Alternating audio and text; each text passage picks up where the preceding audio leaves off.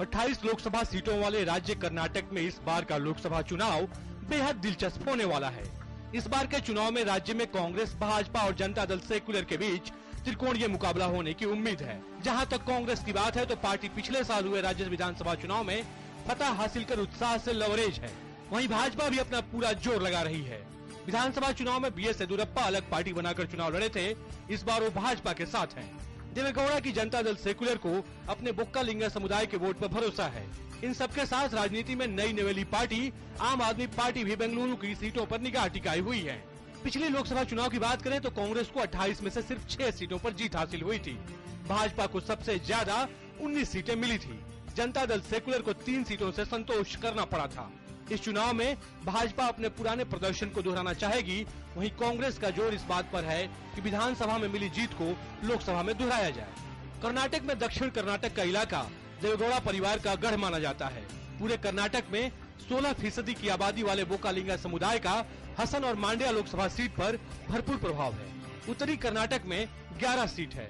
इस क्षेत्र को हैदराबाद कर्नाटक क्षेत्र भी कहा जाता है। इस इलाके को लिंगायतों का गढ़ माना जाता है। भाजपा ने यहाँ 11 में से 8 सीटों पर जीत हासिल की थी। इस बार कांग्रेस का फोकस भी इसी इलाके पर है। तटीय कर्नाटक में 3 सीट है। इस इलाके की तीनों सीटें भाजपा की झोली में गई थी। इस बार के समीकरण इस इलाके में कांग्रेस को आशान्वित कर रहे हैं। हालांकि कर्नाटक लोकसभा चुनाव में हर बार राष्ट्रीय मुद्दों पर वोट करता रहा है, इसलिए आम आदमी पार्टी भी इस राज्य से आस लगाए बैठी है। लोकसभा चुनाव के लिए कांग्रेस पार्टी आज जारी करेगी अपना घोषणा पत्र। पार्टी ने नांदेड़ से अशोक चव्हाण को बनाया उम्मीदवार। बड़ोदरा में नरेंद्र मोदी के खिलाफ मधुसूदन मिस्त्री ने ठोकी ताल।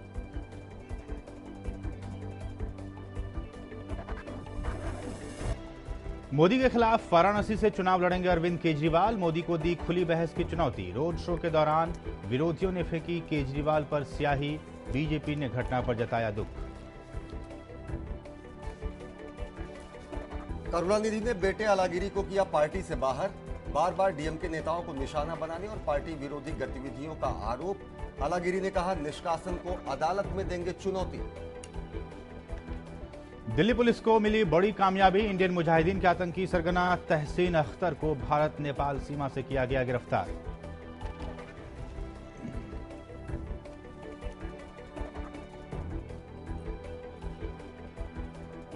बीसीसीआई प्रमुख एन श्रीनिवासन पर उच्चतम न्यायालय की तल्ख टिप्पणी। कहा, आईपीएल स्पॉट फिक्सिंग मामले में निष्पक्ष जांच के लिए उन्हें छोड़ना होगा पद।